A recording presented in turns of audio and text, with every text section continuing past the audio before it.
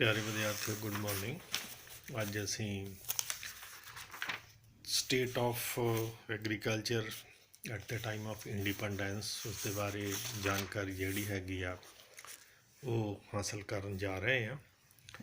ਤਾਂ ਪਹਿਲੀ ਗੱਲ ਹੈ ਕਿ ਜਦੋਂ ਅਸੀਂ ਆਜ਼ਾਦ ਹੋਏ 1947 ਦੇ ਵਿੱਚ, ਉਸ ਵੇਲੇ ਸਾਡੀ ਜਿਹੜੀ ਐਗਰੀਕਲਚਰ ਪ੍ਰੋਡਕਸ਼ਨ ਸੀ ਉਸ ਦੀ ਕੀ ਸਥਿਤੀ ਸੀ, ਉਸ ਬਾਰੇ ਅਸੀਂ ਜਾਣੂ ਜਿਹੜਾ ਹੈਗਾ ਆ ਉਹ ਤੁਹਾਨੂੰ ਮੈਂ ਕਰਾਉਣ ਜਾ ਰਿਹਾ। ਤਾਂ ਪਹਿਲੀ ਗੱਲ ਹੈਗੀ ਆ ਕਿ ਲੋ ਲੈਵਲ ਆਫ ਪ੍ਰੋਡਕਸ਼ਨ। ਜਿੱਥੋਂ ਤੱਕ ਪ੍ਰੋਡਕਸ਼ਨ ਦੀ ਗੱਲ ਕੀਤੀ ਜਾਵੇ, ਕਿਉਂਕਿ ਉਸ ਟਾਈਮ ਜਿਹੜੀ ਖੇਤੀਬਾੜੀ ਸੀਗੀ ਉਹ ਪਰੰਪਰਾਗਤ ਤਰੀਕੇ ਨਾਲ ਹੀ ਕੀਤੀ ਜਾਂਦੀ ਸੀ, ਅਤੇ ਵੈਰਾਈਟੀ ਜਿਹੜੀ ਸੀ ਸੀਡਸ ਦੀ ਉਹ ਵਧੀਆ ਨਹੀਂ ਸੀ। ਮਨਿਓਰ ਜਿਹੜੀ ਸੀ ਉਹ ਰੂੜੀ ਵਾਲੀ ਖਾਦ ਹੀ ਵਰਤੀ ਜਾਂਦੀ ਸੀ। ਦੂਜੀਆਂ ਜਿਹੜੀਆਂ ਕੈਮੀਕਲ ਫਰਟੀਲਾਈਜ਼ਰ ਉਹ ਜਿਹੜੀਆਂ ਨਹੀਂ ਸੀ ਵਰਤੀਆਂ ਜਾਂਦੀਆਂ। ਤਾਂ ਇਸ ਕਰਕੇ ਜਿਹੜੀ ਪ੍ਰੋਡਕਸ਼ਨ ਦੀ ਗੱਲ ਕੀਤੀ ਜਾਵੇ ਤਾਂ ਸਾਡੇ ਦੇਸ਼ ਦੇ ਵਿੱਚ ਉਸ ਵੇਲੇ ਜਿਹੜੀ ਬੀਟ ਹੈ 64 ਲੱਖ ਟਨ ਜਿਹੜੀ ਆ 1947 ਦੇ ਵਿੱਚ ਪੈਦਾ ਹੋ ਰਹੀ ਸੀ। ਅਤੇ ਜੇ ਹੁਣ ਦੀ ਗੱਲ ਕੀਤੀ ਜਾਵੇ ਤਾਂ 991 ਲੱਖ ਟਨ ਜਿਹੜੀ ਹੈਗੀ ਆ beet is to be produce in our country.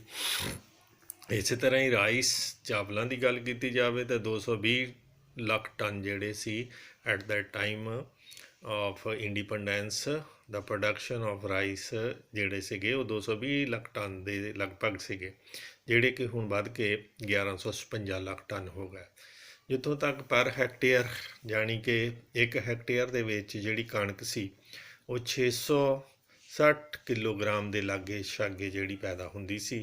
ਔਰ ਇਸ ਵੇਲੇ ਜੇ ਦੇਖਿਆ ਜਾਵੇ ਤਾਂ ਸਾਡੇ 1 ਹੈਕਟੇਅਰ ਦੇ ਵਿੱਚ ਜ਼ਿਮੀਂਦਾਰ ਜਿਹੜੇ ਹਨ 3408 ਕਿਲੋਗ੍ਰਾਮ ਜਿਹੜੀ ਆ ਕਣਕ ਪ੍ਰੋਡਿਊਸ ਕਰ ਰਹੇ ਆ। ਤੋ ਜਿਹੜੀ production C at that time of independence is very low as compared to the modern trend। ਦੂਜੀ ਸੀ ਕਿ ਡਿਪੈਂਡੈਂਸ ਇਨ ਨੇਚਰ।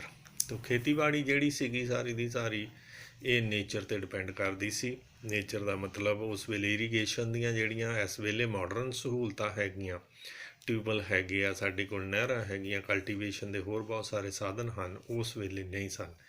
ਖੂਹਾਂ ਰਾਹੀਂ ਜਾਂ ਫਿਰ ਜਿਹੜਾ ਜਿੰਨੀਆਂ ਵੀ ਫਸਲਾਂ ਸੀਗੀਆਂ ਉਹ ਡਿਪੈਂਡ ਕਰਦੀਆਂ ਸੀ ਨੇਚਰ 'ਤੇ। ਜੇ ਤਾਂ ਵਰਖਾ ਜ਼ਿਆਦਾ ਹੋ ਗਈ ਤਾਂ ਫਸਲ ਵੱਧ ਹੋ ਜਾਂਦੀ ਸੀ, ਜੇ ਵਰਖਾ ਘੱਟ ਹੋਈ ਤਾਂ ਫਸਲ ਜਿਹੜੀ ਸੀ ਘੱਟ ਹੁੰਦੀ ਸੀ। ਮਤਲਬ ਰੇਨ ਵਾਟਰ ਜਿਹੜਾ is the main source for the production of crops.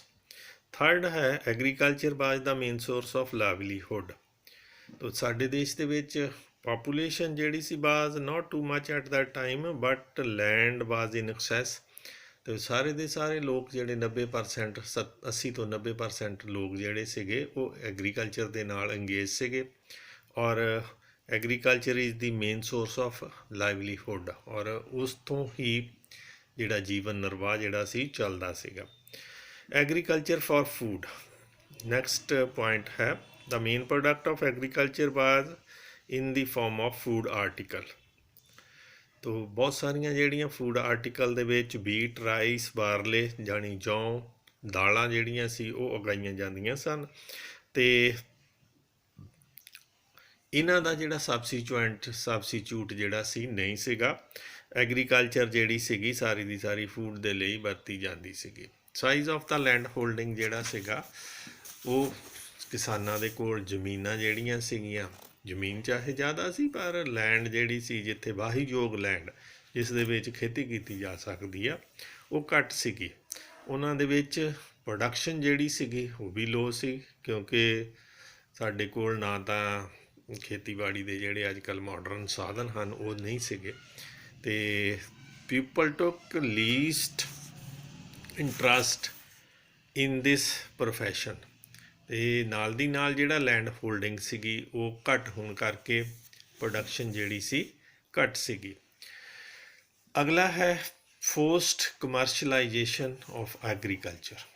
ਤਾਂ ਅੰਗਰੇਜ਼ ਜਿਹੜੇ ਸੀਗੇ ਕੁਛ ਜਿਹੜੀਆਂ ਪ੍ਰੋਡਕਟਸ ਉਹਨਾਂ ਨੂੰ ਚਾਹੀਦੀਆਂ ਸੀ ਫਾਰਮਰ ਨੂੰ, ਉਸ ਵੇਲੇ ਇਹ ਫੋਰਸੀਬਲੀ ਉਹਨਾਂ ਤੋਂ ਉਗਾਈਆਂ ਜਾਂਦੀਆਂ ਸੀ, ਜਿਨ੍ਹਾਂ ਦੇ ਵਿੱਚ ਜੂਟ ਸੀ।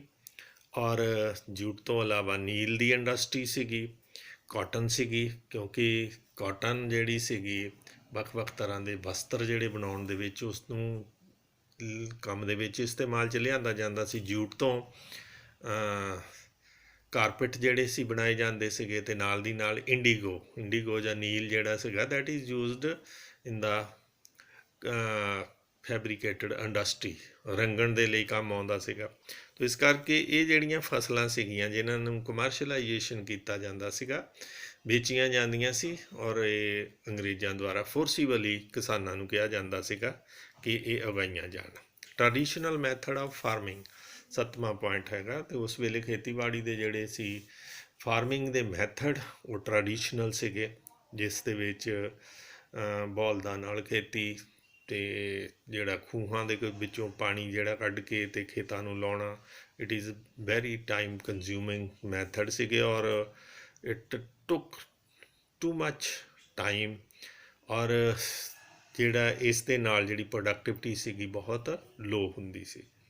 ਲੈਂਡ ਸੈਟਲਮੈਂਟ ਸਿਸਟਮ, ਅੰਗਰੇਜ਼ਾਂ ਨੇ ਸਾਡੇ ਦੇਸ਼ ਦੇ ਵਿੱਚ ਜ਼ਿਮੀਂਦਾਰੀ ਜਿਹੜਾ ਸੀਗਾ ਸਿਸਟਮ ਉਸ ਨੂੰ ਚਲਾਇਆ ਸੀ। ਜ਼ਿਮੀਂਦਾਰਾ ਸਿਸਟਮ ਦੇ ਵਿੱਚ ਕੀ ਸੀਗਾ ਕਿ zamindar gave lagaan to the government and it was time bound. ਤੁਸੀਂ ਫਿਲਮ ਵੀ ਦੇਖੀ ਹੋਣੀ ਲਗਾਨ, ਉਸ ਦੇ ਵਿੱਚ ਵੀ ਇਹੋ ਕੁਛ ਹੀ ਦਿਖਾਇਆ ਗਿਆ ਕਿ ਜ਼ਿਮੀਂਦਾਰਾਂ ਨੂੰ ਜਿਹੜਾ ਸੀ ਜ਼ਮੀਨ 'ਤੇ ਖੇਤੀ ਕਰਨ ਦੇ ਲਈ ਅੰਗਰੇਜ਼ਾਂ ਵੱਲੋਂ ਲਗਾਨ ਜਿਹੜਾ ਇਕੱਠਾ ਕੀਤਾ ਜਾਂਦਾ ਸੀ, ਔਰ ਇਹ ਲਗਾਨ ਜਿਹੜਾ ਸੀਗਾ ਇਸ ਦਾ ਪ੍ਰੋਡਕਟਿਵਿਟੀ ਦੇ ਨਾਲ ਕੋਈ ਲੈਣਾ ਦੇਣਾ ਨਹੀਂ ਸੀ ਹੁੰਦਾ, ਔਰ ਇਹ ਜਿਹੜਾ ਲਗਾਨ ਸੀ ਇਸ ਨੂੰ ਸਰਕਾਰ ਵੱਲੋਂ ਟਾਈਮ ਬਾਉਂਡ ਸੀ, ਇਕੱਠਾ ਕੀਤਾ ਜਾਂਦਾ ਸੀ। ਜੇ ਖੇਤੀਬਾੜੀ ਦਾ ਜਿਹੜੀ ਫਸਲ ਆ ਘੱਟ ਹੁੰਦੀ ਆ ਤਾਂ ਵੀ ਲਗਾਨ ਜਿਹੜਾ ਸੀ ਜ਼ਿਮੀਂਦਾਰ ਨੂੰ ਦੇਣਾ ਪੈਂਦਾ ਸੀ। ਇਨ ਸਪਾਈਟ ਆਫ ਗੈਟਿੰਗ ਲਗਾਨ from the poor farmer, nothing was done for the improvement of the agriculture in future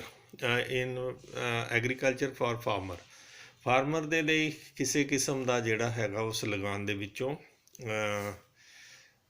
ਜਿਹੜਾ ਸੀ ਇੰਪਰੂਵਮੈਂਟ ਦੇ ਲਈ, ਕਲਟੀਵੇਸ਼ਨ ਦੇ ਸਾਧਨਾਂ ਜਿਹੜੇ ਹੈਗੇ ਆ ਢੰਗ ਤਰੀਕੇ ਉਹਨੂੰ ਇੰਪਰੂਵ ਕਰਨ ਦੇ ਲਈ, ਜਾਂ ਨਵੇਂ ਸੀਡਸ ਜਿਹੜੇ ਆ ਵਰਤਣ ਦੇ ਲਈ, ਇੱਦਾਂ ਦੀ ਕੋਈ ਵੀ ਜਿਹੜੀ ਕਾਢ ਜਾਂ ਨਵੇਂ ਬੀਜ ਜਿਹੜੇ ਹੈਗੇ ਆ ਉਹ ਨਹੀਂ ਦਿੱਤੇ ਜਾਂਦੇ ਸੀਗੇ। ਤੋ ਇਹ ਕੁਛ ਜਿਹੜੀਆਂ ਗੱਲਾਂ ਸੀਗੀਆਂ ਜਿਸ ਵੇਲੇ ਅਸੀਂ ਆਜ਼ਾਦ ਹੋਏ ਹਾਂ, ਔਰ ਇਹ ਦੇ ਸਾਡੀ ਖੇਤੀ ਦੀ ਦਿਸ਼ਾ ਜਿਹੜੀ ਹੈਗੀ ਆ ਉਹ ਇਸ ਤਰ੍ਹਾਂ ਦੀ ਸੀਗੀ। ਤੋ ਇਹ ਕੁਐਸਚਨ ਜਿਹੜਾ ਹੈਗਾ important for examination point of view, you have to read consult your book also. Thank you and have a nice day.